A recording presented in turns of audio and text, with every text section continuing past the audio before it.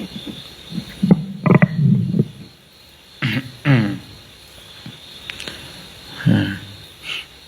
โอกาสนำพ่อแม่ครูบาอาจารย์นำหมู่คณะเจริญพรศรัทธาญาติโยมอยู่บ้านก็ดีอยู่ในศาลาก็ดีให้มีความสุขความเจริญ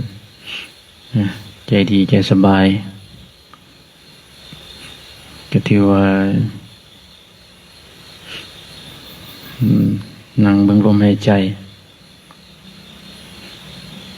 เห็นว่าเราปฏิบัติบูชา การที่ปฏิบัติบูชามันสิดีกว่าเรื่องอามิตรบูชาเรื่องการเอาบูชาโดยธูปเทียนเครื่องของหอมต่างๆมันยังไกลอยู่เรามานั่งสมาธิ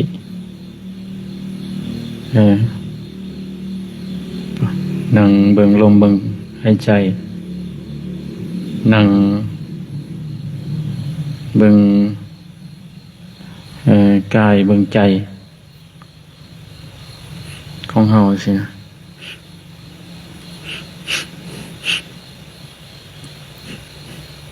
สงบก็นั่ง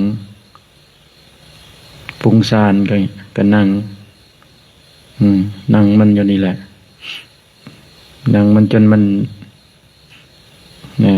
บ่ได้อยู่นำกันพุ่นแหละ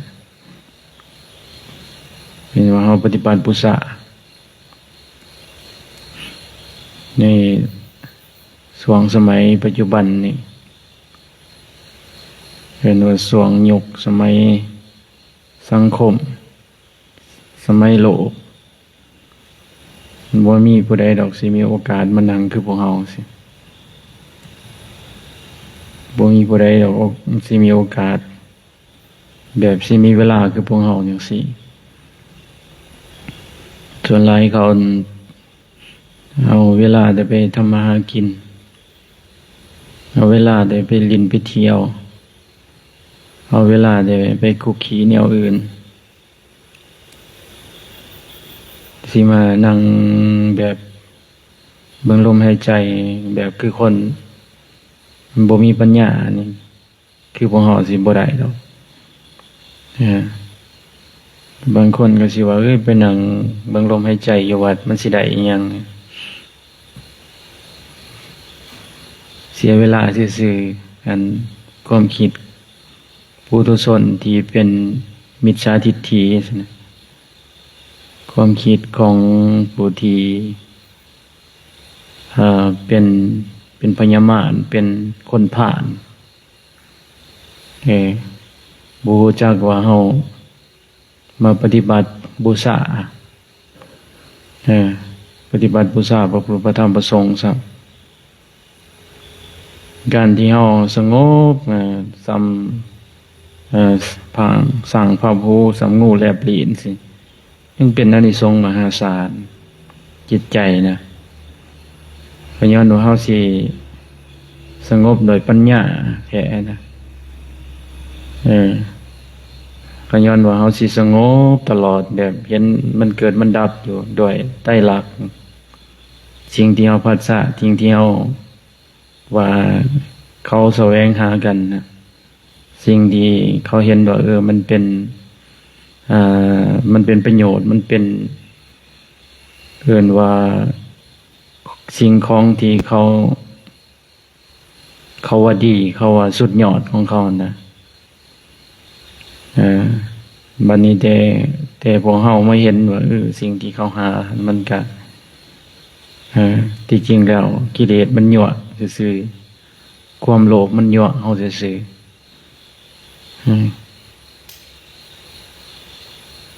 ๆว่ากิเลสมันยั่วจังได๋ความโลภมันยั่วจังได๋คนเฮามีส่ำใดก็ยังบ่มีจักเทื่อนะก็ยังบ่พอจักเทื่อยังเป็นคนจนตลอดเนี่ยยังขอห้ามอยู่ยังอย่างใด ตลอดอยู่ซั่นทั้งที่เจ้าของยังก็มีเบิดตัวอย่างเรือนซ่านบ่อนอยู่บ่นอนมีเบิดยานพาหนะก็พอได้ไปอยู่รถล่างรถจักรรถนั่นน่ะตอกๆหรือว่ารถฮอนดอกฮอนใดก็พอได้ใส่คือหมู่อยู่แต่ว่าตัวใจมันบ่พอซะนะตัวใจมันยังว่าทุกข์ตลอดอยู่ซะนะก็ได้วิ่งเต้นน้ำมันอยู่ซะนะบัดนี้เมื่อเฮาวิ่งเต้นจังซั่นเฮาแต่บัดนี้เวลามันก็มีตลอด24ชั่วโมงคือกันตู้กิเลสมันก็ญาติเวลาไปแล้วบัดนี้ตัวอย่างว่า24ชั่วโมงจังซี่เมื่อเฮาวิ่งเต้นน้ำมันหลายก็ได้กิเลสมันก็เอาตัดเวลาแทนที่เฮาสิแบ่งเวลาทำความดีแต่อย่างว่ามื้อนึง12ชั่วโมงสิ12ตอนกลางเว้น12ชั่วโมงเฮาแบ่งเวลาซ้ำ8นะ8ชั่วโมงให้กิเลสจัก4ชั่วโมงซะทำมาหากินซะแต่ก็บ่ให้จังซั่นกิเลสมันญาติเอาเวลาไปกว่านั้นแล้วสิ่งที่ได้ก็คือความดีมาบวกลบคูณหารก็ได้บ่หลายนะเสบียงที่อริยทรัพย์ได้บ่หลายเฮาหามาอยู่วันใดก็ทิ่มอยู่บ่อนหันแดดดินตอนนั้นหามาก็ทิ่มอยู่หันเรือนตอนนั้นหามาก็ทิ่มอยู่หันเนี่ยเอาไปนำบ่ได้ทิ่มเบิดทุกอย่างก็ได้ว่าสิ่งที่เฮาหามามันหาสัมพอมีสัมพอใส่ก็พอแล้วนะคิดว่ามาหานั่งสมาธิกัดจิตกัดใจสำระกิเลสเพื่อหยุดการเวียนว่ายตายเกิดนี่สิบ่ดีกว่าบ่คิดว่านะหยุดโลกหยุดวัฏสงสารนั่นสินะพระพุทธเจ้านั่นคนเฮานี่ตายได้ห่างกายจิตใจมันบ่ตายนะเพียงแต่ว่ามันเปลี่ยนอัตภาพจากห่างกายนี่มันไปหาห่างกายใหม่ซื่อแต่ว่าบ่ฮู้ว่าสิ่งที่เฮาหามาตลอดทั้งชีวิตเฮาสิได้ใช้มันอยู่บ่ซะอย่างว่าอายุไขเฮาเบิดซั่นน่ะพยายามบ่ได้ใช้ซ้ำย่านใดอัตภาพต่ำกว่าความเป็นมนุษย์ได้แต่เลียวเบิ่งคนใส่เนี่ยบางทีก็เป็นขี้โกขี้เกียจเผาโอ้ยรถกูได้นี่เฮือนกูได้นี่ยังก็กูได้นี่ไปนั่งจมอยู่ถึงหลังคือหลังคานะยันแต่มันเป็นอย่างสันเนี่ยยันแต่อัตภาพมันต่ำกว่าเพราะว่าเฮาบ่มีอริยทรัพย์นี่ศีลเฮาก็บ่รักษาสิ่งที่ว่าคุณธรรมว่าให้เฮาได้เกิดเป็นมนุษย์อีกหรือว่าคุณธรรมสิ่งที่จะนำพาให้เฮาไปเกิดในสิ่งที่ดีอย่างน้อยก็ได้ภูมิมัชฌิมะภูมิสิคือภูมิมนุษย์สิภูมิกลางๆสิใครอยู่ได้บางทีก็สิได้กรรมมาเป็นลูกเป็นหลานเขาอีกมุนเคยเกิดเป็นแม่เขาบัดนี้ครับใจมันผูกพันนำกันบางทีอาจจะได้เกิดเป็นลูกของลูกอีกลักษณะเบิดกรรมเบิดเวรจากสิ่งดังกล่าวใจมันจ่อเนี่ยคือเหมือนหลวงปู่มันเป็นประวัติหลวงปู่มันมีแม่ขาวผู้หนึ่งเรามีความผูกพันกับหลานเราซื่อๆนะใจหันนั้นบ่ทันตายนะห่างกายบ่ทันตายนะแต่ว่าไปเกิดแหละไปเกิดน้ำหลานเนี่ยน้ำผู้หญิงคนนั้นนะเพราะว่าผู้หญิงคนนั้นกำลังจ่ออยู่สินะกำลังจ่อโลกกำลังท้องนี่แหละแต่ว่าเราหันสิไปเกิดเนี่ยอายุเราก็เท่าแล้ววันนี้เราก็มาปรึกษาน้ำหลวงปู่มันหลวงปู่มันก็ได้ให้คำแนะนำจะต้องตัดโดยสมาธิโดยปัญญาภาวนาแบบสีเด้อเย็นมันย่างเกินว่ามันเป็นเหยื่อย่างใจของเราตัดเหยื่อย่างตัวนี้ออกก่อนแล้วก็ไปคุมภาวนามาวันนี้ เราฮู้ว่าเราแก้สภาวะตัวนั้นได้การเกิดได้ก็ได้มากลับมาหาเราอีกหลังจากนั้นก็ผู้หญิงผู้นั้นก็ได้เอิ้นว่าหยังภาษานั้นเขาว่าจะในแบบรู้ลูกก็ได้บ่เกิดซ้ำแม่ผู้หญิงล้านดอนนะเราก็บ่เป็นหยังเราก็บ่ตายแม่เฒ่าผู้นี้นะแต่ตายอยู่ก็ตายกันเหยื่อไปอีกเกินวันอายุแล้วก็อายุเราก็ยืนไปอีกแทนที่เราสิไปเกินแล้วก็สิตายนะนั่นเกินว่าจิตเรามันมีความผูกพันก็ได้ไปเกิดในสิ่งดังกล่าวนะแต่ว่าเราก็เป็นไม่ขาวแต่แล้วก็รักษาศีลอยู่บำเพ็ญภาวนาอยู่ศีลเรารักษาคุณธรรมเราเพียงพอที่จะได้อัตภาพความเป็นมนุษย์ซะนะมันก็ได้เป็นสิ่งที่เรียกว่าเฮาเวียนว่ายแต่เกิดใจมันบ่ตายซะนะตายแต่ห่างกายเพียงแต่มันเปลี่ยนภพภูมิใช่นะฉะนั้นเฮาก็ต้องญาติเวลาดังกล่าวนั้นอย่าให้มันมองมนแต่การทำมาหากินหลายซะนะมองมนตั้งแต่ในลาภคือหยังคือความรวยความร่ำความรวยนั่นแหละ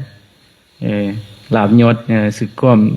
ชื่อเสียงสักการะหยังต่างๆอยากให้รวยเท่าใดก็บ่พอมีแต่อยากให้หมู่ยองว่าตัวเองรวยขึ้นเติมว่าตัวเองเฮือนใหญ่ขึ้นเติมรวยสำใดจะกระถิ่มเบากันแหละคิดว่ารวยสำใดจะกระวันหนึงจะกระตายถิ่มอยู่ตายปลาคือเก่าเนี่ยแต่ชีวิตหลังความตายจะได้สิไปใส่เมื่อคุณธรรมจะบ่มีเมื่ออริยทรัพย์จะบ่มีศีลก็บ่รักษาสมาธิก็บ่รักษาซะชีวิตจะสิอยู่ได้จักวันคิดว่าจะสิอยู่ได้จักปีความตายมันแขนคอทุกวันอย่างอยู่แล้วเห็นว่าความตายเนี่ยมันอยู่ถูกลมหายใจบางทีตื่นขึ้นมาบ่นอนไปบ่ตื่นก็มีไล่ตายเลยหรือบางสันก็เกิดอุบัติเหตุตายนี่ว่ามันสารพัดได้มันจะเจาะมันอยู่ไกลกับเฮาพุ่นน่ะเพิ่นว่าอีหยังที่ไกลที่สุดในตัวของเฮานี่ถามพระพุทธเจ้าถามพ่อแม่ครูบาอาจารย์ผู้ลางคนก็ว่าไกลที่สุดคือเฮาสิคือญาติพี่น้องปองป้ายครอบครัว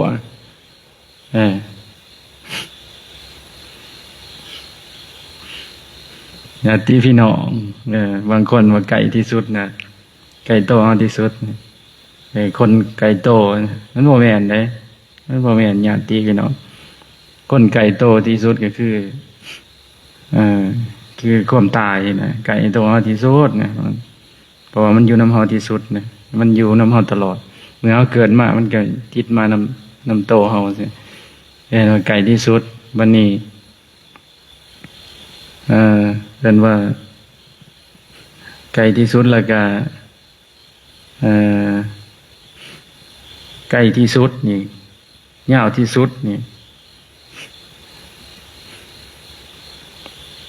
เดี๋ยวมื้อหน้าสิเอามาเว้าตัวนี้เว้าเรื่องความตายนี่เฮ็ดให้คนมันได้สตินี่จะได้ว่าเฮาพยายามแบ่งเวลามาทำคุณงามความดีหลายอย่าไปหลงโลกหลงสังคมหลายซะนะหลงโลกหลงสังคมจังได๋คือสมัยซุมื้อนี้อีหยังมันก็ทันสมัยเบิดได้สังเกตเบิ่งมีแต่รูปภาพในโทรศัพท์อีหยังต่างๆระบบมันเทคโนโลยีหรือว่าระบบAI ภาษาว่า AI AI คนมันหลงเลยเฮ็ดตกแต่งภาพสวยงามเกมมันได้ใจเฮ็ดให้เฮาเพลินเฮ็ดให้เฮาเสียเวลาเอาไปบ่ฮู้ว่าอบายมุขเฮ็ดให้เฮาเสื่อมแท้ๆตัวนั้นบางคนหลงจนเพลินหลงจนเบิดเนื้อเบิดโตหลงหลงสิ่งดังกล่าวนั่นนะแต่เฮาขายเครื่องเขาขายเครื่องขายของเขาอีหยังต่างๆแบบเฮาบ่มีสติเสพนี่มันก็เฮ็ดให้เฮาลำบากคือกันได้ถ้าว่าเฮาตกเป็นทาสของมันซั่นนะ สิ่งดังกล่าวนั่นนะเป็นว่าวัตถุนะให้จิตใจเฮาสูงกว่าเฮาสิใส่มันเฮาสิใส่อิหยังเฮาก็ต้องมีสติระวังซะนะคือสติระวังจังได๋เช่นว่าระบบ AI นี่เนาะหรือว่าเทคโนโลยีมันขายเครื่องโอ้มันขายเป็นตาให้สนใจแต่ว่าสิ่งที่เฮาได้พัฒนาเอิ้นว่าย่างใจความอยากของเฮานี่แหละความอยากจังได๋คือมันขายกระเป๋าสำหรับผู้หญิงซื่อขายสินขายเครื่องนุ่งซื่อขายไปปรับนี่เพ้อสั่งเนี่ยเพ้อสั่งที่จริงแล้วเฮาสติบ่รู้จักเบรกเจ้าของสำนักว่าความอยากมันคุ้มอยู่นะมันก็ได้เพ้อไปกดสั่งมันกดสั่งแล้วจังได๋บัดนี้ประมาณมันก็มาได้เกินวันเดียวเนี่ยมันไหวเนาะเครื่อง delivery เครื่องขนส่งมันไหวพวกนั้นมันก็มาฮอดปึ๊บบัดนี้ลืมสังเกตเบิ่งเงินเจ้าของในกระเป๋านะว่ามันบ่มีนะสั่งอันหนึ่ง2อันก็ยังบ่พออันที่3อัน4อันแน่มาหลังจากสั่งไปวันนี้มันเฮ็ดจังได๋มันลอยเอาเงินในกระเป๋าเฮาไปแต่ละเล็กแต่น้อยแต่ก่อนก็มีอยู่บ่ได้จ่ายบัดต่อไปมันนี่ก็ได้เพ้อได้บัดนี้ได้ตัวนี้ก็บ่พอได้ตัวนี้ก็บ่พอโอ้ตัวนี้ก็คักตัวนี้ก็งามมาใส่มาอวดมาโซ่มาอันนี้ได้บัดนี้มันก็ลอยเอาแล้วจกเอาเงินในกระเป๋าเฮาบ่โตซึกโตซ้ำว่ามันลอยเอาเงินในกระเป๋าจนเบิด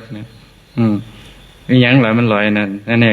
เกินว่าระบบเทคโนโลยีมันลอยน่ะเงินก็เบิดไปในกระเป๋าสุดท้ายมาบวกลบคูณหารจ้ะก็คือรายรับกับรายจ่ายบ่ดนเรียงกันซ้ำจ่ายหลายกว่ารับสุดท้ายก็เป็นหนี้ได้บัดนี้เมื่อเป็นหนี้ก็ทุกข์แล้วบัดนี้ทุกข์ย้อนเป็นหนี้แล้วมันอันตรายนะสำคัญเงินได้ทุกข์ย้อนติดหนี้เขานี่นะบางคนยังกินบ่ได้นอนบ่หลับเนี่ยติดหนี้ซะนะนี่10-20,000นี่ก็ยังทุกข์นะ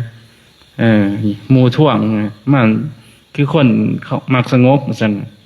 คนบ่มักความวุ่นวายซั่นเขาโทรมาถาม10-20,000นี่4-50นี่ก็ยังวุ่นวายได้โอ้เงินซำนั้นก็ถามบางคนนะเงินซำนั้นก็อันนั้นจูจี้อยู่ถามดูว่าแท้ยังหายนะอารมณ์เกิดนั่นน่ะปะทะนะเฮ็ดให้เฮาบ่มีความสุขเฮ็ดให้เฮาบ่แม้แต่เล็กๆน้อยๆนะเฮาต้องเอิ้นว่าระบบ AI ระบบเทคโนโลยีมันมันมาไวเนี่ยที่จริงแล้วสิ่งดังกล่าวนี่ก็ผู้ใดสร้างขึ้นไผสร้างขึ้นคนเฮานี่แหละสร้างขึ้นบ่แม่นผู้ใดดอกสร้างมนุษย์เฮานี่แหละสร้างขึ้นนะสร้างเพื่อเกินว่าคนเฮาผู้ใดมันมีไอเดียดีมันก็สร้างออกมาเจ้าไอเดียบ่ดีเจ้าก็ไปตกเป็นฐานของเขาซั่นนะแต่ผู้มีปัญญาดีโอ้ยเขาก็ฮู้แล้วแหละเขาบ่ได้สนใจจะดอกเจ้าเป็นระบบจังซั่นเขาฮู้แล้วแหละเกินว่าเสพอย่างมีสติอย่างระมัดระวังซั่นนะเฮาต้องพิจารณาบวกลบคูณหารว่าเอามาแล้วมันใช้ประโยชน์ได้บ่สิคือครูบาอาจารย์เพิ่นนี่ใส่ผ้า3ผืนมื้อใดก็เห็นแต่สีเดียวน้องไม่ออกชิดเนาะบ่ได้ยากไม่ออกบ่ได้มีความวุ่นวายมื้อใดก็เห็นแต่สีเดียวจนขาดมันนี่ก็ยิบผ้าเกินว่าสันโดษเด้มากหน่อยสันโดษแบบบ่ทะเยอทะยานเกินไป ก็บ่เดือนร้อนเกินไปเกินว่าเฮาบ่สนโลกนะเฮาบ่สนโลกพอเกินไปบ่แล่นน้ำโลกพอเกินไปคือโลกคือสังคมเขาแต่ญาติโยมนี่ก็เฮ็ดได้คือกันบ่แม่นแต่ว่ามีแต่พระเด้โยมจิตญาติโยมเฮาก็อดเอานะใส่เครื่องใส่ของคือพวกเศรษฐีพวกอิหยังต่างๆนี่ใส่เสื้อเบิ่งธรรมดาเด้เบิ่งธรรมดาที่จริงแล้วอริยทรัพย์ของเขาผลมีได้บักหลายนี่เขามีความ ฝากไว้มีเงินฝากไว้ในธนาคารบ่ได้หลายแต่ว่าใส่เครื่องมีแต่เครื่องขาดนะเครื่องขาดแบบอุ่นใจเลยสิใส่เครื่องยังเขาก็อุ่นใจเลยเขามีเงินหลายแต่คือบางคนใส่เครื่องดูหลาแต่ว่าเงินบ่มีในกระเป๋าบ่มีในตู้เซฟ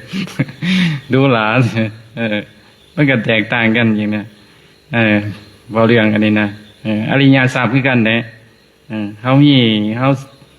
สังเกตเบิ่งเฮานุ่งเครื่องแบบอันนี้คือกันแหละแต่ว่าเฮามีอยู่ในทรัพย์พวกอริยทรัพย์คือกันถึงว่าเฮาสิบ่มีปานใดแต่ว่าเฮามีอริยทรัพย์หลายคือกันเฮาก็มีความอุ่นใจคือกันมีความอุ่นใจคือกันเหมือนทรัพย์สมเทียบกับทรัพย์ทั้งนอกเนี่ยเฮาสะสมไว้เฮาอันนั้นปฏิบัติไว้ซั่นนะศรัทธาศีลจาคะปัญญาของเฮาสิเฮาปฏิบัติไว้เฮาก็อันนั้นเฮาก็บ่สถานวันไหวเฮาก็บ่ย้านกลัวสิย่างอยู่กลางบ้านเนี่ยบ่แบบคือคนทุกข์คนจนเฮาก็มีความอุ่นใจอยู่สิไปใช้เฮาก็บ่ย้านสะทกสถานวันไหวเพราะว่าเฮามีเงินในบัญชีเฮามีเงินในคลังอยู่นะบุญกุศลคือกันเด้เฮามีหลายแล้วเฮาสะสมไว้หลายแล้วเฮาเตรียมตัวไปยามใดเฮาก็ไปเนี่ยเรียนว่าอริยทรัพย์สินะเพิ่นสมเทียบกันอย่างนั้นฉะนั้นเฮาอยู่ทั้งโลกนี่ก็เสพยังมีสติซั่นน่ะคือบางคนสังเกตเบิ่งเขาใส่เครื่องของใส่ผ้าแต่ว่าเฮือนหลังบักใหญ่แบบคือคฤหาสน์ใส่เครื่องธรรมดาเด้นุ่งเครื่องแบบเสื้อก็เสื้อโปโลเสื้ออันนั้นทรงสปอร์ธรรมดาแต่ว่าบ้านเฮือนเขาเบิ่งดูหรานะสังเกตเบิ่งเขาบ่ได้ทะเยอทะยานนำสิ่งนั้นเกินไปนะนำเครื่องนุ่งเครื่องใส่เครื่องซอยเกินว่าคือกันนั่นแหละปัจจัย4เครื่องนุ่งห่มยาพวกปัญญาแล้วก็อาหารการกินแล้วก็นี่แหละเครื่องอยู่อาศัยเฮานี่แหละเฮามีส่ำใดเฮาก็อยู่ไปคือครูบาอาจารย์บางองค์เพิ่นสมทานใส่ผ้า3ผืนตลอดนะตลอดชีวิตเนี่ยมีหยัง3ผืนมีสบงก็คือผ้านุ่งจีวรก็คือผ้านี่แหละเพิ่นว่าผ้าจีวรแล้วก็สังฆาเมื่อแต่เท่านั้นอันสะก็บ่มีผ้าเบียงก็บ่มีอีกเพิ่นใส่แต่เท่านั้นหลังจากนั้นเพิ่นก็ตัวหนึ่งเพิ่นสิซักนกตัวหนึ่งเพิ่นก็เอาตัวหนึ่งมานุ่งซะเอาสังฆามันนุ่งแทนซะคันซักสบงก็เอาจีวรนี่เป็นนุ่งแทนตัวอื่นก็บ่ได้ใส่ซะข้าวเดียวก็รอเบิ่งว่ามื้อนี้มันสิแดดบ่ซะใส่อย่างมีสติเด้ใส่อย่างระมัดระวังเด้คือต้องสังรวมเนี่ยอย่ามัน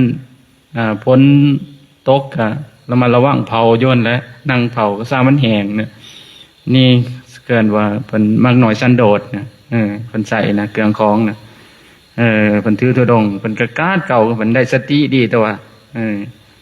มันบ่แม่นว่าสิ่งที่เพิ่นเฮ็ดนั้นเป็นทางอันแบบสายกิลมัฏฐายุญโยโคคือเป็นทางที่เอิ้นว่าเข่งตึงขึ้นไปก็บ่แม่นเนี่ยเป็นทางสายกลางที่ว่าเป็นว่าธุดงค์13ธุดงค์เข้าวัดเช่นว่าสันตกบาทสันอาสนะเดียวลูกแล้วบ่สันซะนะบิณฑบาตเป็นวัดเนี่ยแล้วก็เกี่ยวกับความเพียรสินะเกี่ยวกับความเพียรอยู่ในกลางแจ้งอยู่ในที่โล่งอยู่ในกองต้นไม้อยู่ในอย่างแบบอะไรเป็นธุดงค์13เข้าวัดแล้วก็เนสุสิกซะบ่นอนซะเป็นการธุดงค์ของเพิ่น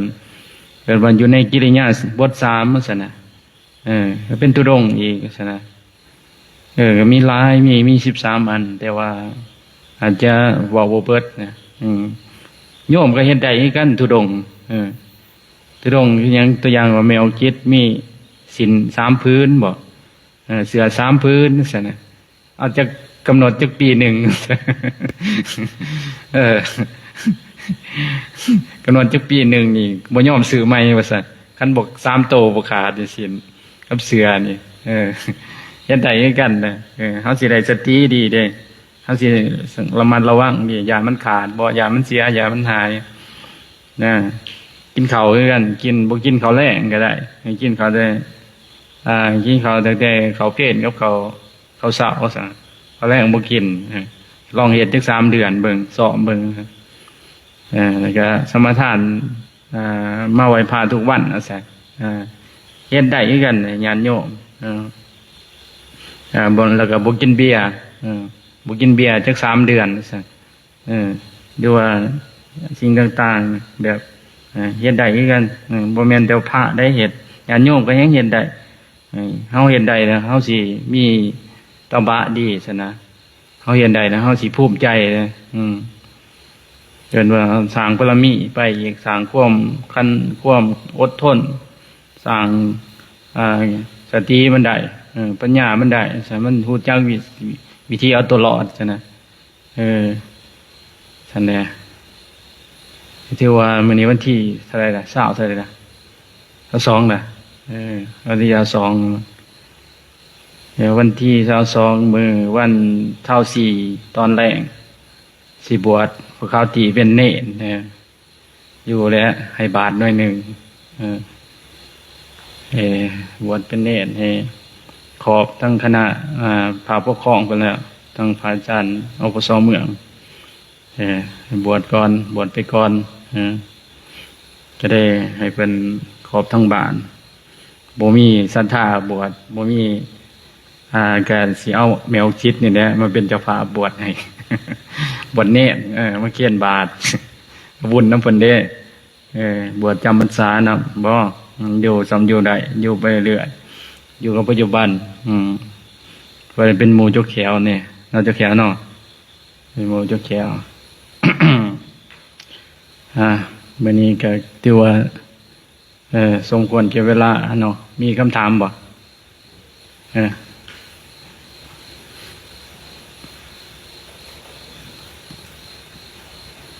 เห็นอย่างหนึ่งเขียนคำถาม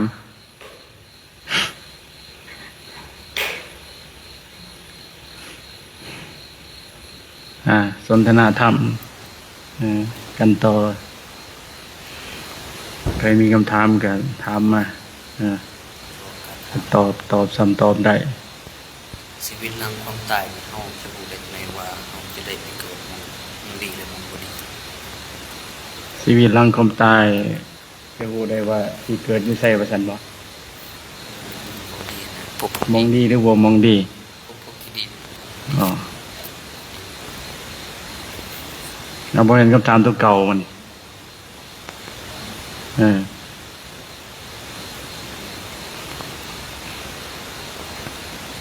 จะบ่ฮู้ว่าอารมณ์จังอารมณ์นี่แหละมันพาไปนะเคิ้นว่าอารมณ์มันเป็นภพเนี่ยอย่าฮู้ว่าภพภูมิใดเบิ่งอารมณ์คือได้เว้าไปอารมณ์ที่มันดอนเล่ามันฮ้อนมันสถานวันไหวซั่นน่ะมันอุกใจมันห่อนข้างในอารมณ์สันนรกใช่ไหม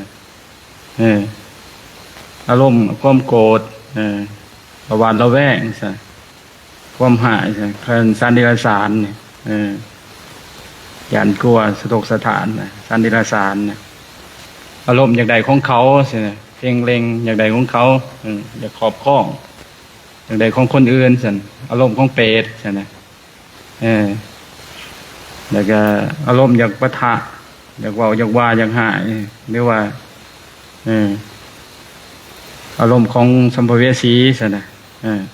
เบิ่งอารมณ์เจ้าของเบิ่งข้างในเบิ่งภพเนี่ยเกินว่าภพเมื่อมันเป็นภพแล้วมันก็เป็นศาสตร์เนี่ยเมื่อมันเป็นศาสตร์เกินมันก็เป็นสละมรณะมันเป็นเหตุเป็นปัจจัยมันต่อเนื่องกันเรื่องเกินว่าสิ่งนี้มีแล้วก็สิ่งนี้มันก็มีมันจะตามไปตามขั้นตอนของมันระดับจิตของเฮาน่ะเบิ่งจิตเบิ่งใจของเฮาน่ะมันยึดอีหยังเนี่ย มันก็ไปเกิดในสิ่งนั้นแล้วเบิ่งอารมณ์ของเฮานะคิดสุดท้ายเพิ่นว่า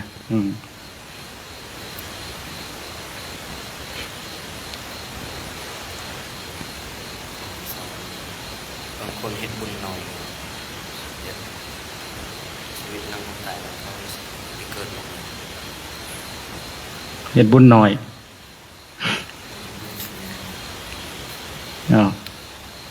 เฮ็ดบุญน้อยก็มันก็อิงตามการเสวยของบุญของเฮาเนี่ยเปรียบเหมือนเฮาปลูกหมากใหม่มันก็เฟซต้นเดียวอยากได้หลายมันก็สิเป็นไปได้บ่เงาจิต อย่างไรก็เป็นกระสอบคือหมู่อย่างไร4-5 ต้นคือหมู่มันสิได้บ่มันก็ความพอใจหรือว่าเอิ้นว่าความปิติแต่เฮาเฮ็ดน้อยเฮาก็สิได้นึกพอบ่แหละเพราะยานมันระนึกบ่พอนะเพราะว่าเฮ็ดน้อยเกินไปนะเพราะว่าสิเฮ็ดตัวอื่นผลทดแทนหลายตัวอย่างวันนี้100 ปีสิเนี่ยอายุกำหนดเฮา100 ปีสิ100 ปีนี่เอาเป็นว่าเอาเป็นอาทิตย์นึงซะตัวอย่างว่าอาทิตย์นึง7 วันนี่เจ้าเฮ็ดบุญตั้งแต่2 วันซะแต่ส่วนที่เหลืออีกเด้5 วันซะมันไปอยู่ไสกันเจ้าแสดงว่าใน5 วันจะเอาไปเฮ็ดบาปแม่นบ่เมื่อจะเฮ็ดบาปแล้วก็โตพุ่นแหละพระภูมิตัวนั้นแหละมันสิดึงแกจะไปเพราะว่าจะสิมกมนไปอยู่ในสิ่งเหล่านั้นนะเราต้องเฮ็ดอีหยังให้มันได้หลายความเพียรอยากได้บุญก็ต้องให้เฮ็ดให้มันได้หลายให้มันถึงที่สุดโลดมันจังแม่นเรื่องการทานคือกันทานเขาปันเดียวอยากได้เป็นเหล่าอยากได้เป็นอันนั้นมันก็เป็นไปบ่ได้เพราะว่าเหตุมันบ่สมประกอบแม่นบ่แม่นบ่ปลูกกาแฟต้นเดียวอยากได้หลายต้นคือหมู่มันก็บ่ได้ปลูกมะฮุ่งมะพริกกกเดียวอยากได้หลายมันก็บ่ได้เพราะว่าเหตุมันบ่สมต้องเฮ็ดหลายๆมันจังแม่นเฮ็ดทุกมื้อเพื่อนว่าปฏิปทานให้มันสม่ำเสมอขี้เกียจก็เฮ็ดขยันก็เฮ็ดเบิดบ่ฮะเบิดแหละ เบิดไว้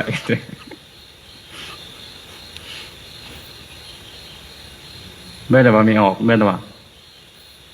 มีบ่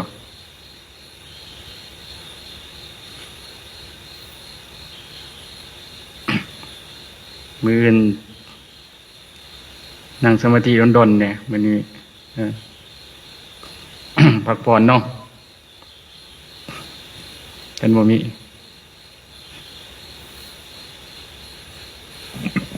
กราบพระ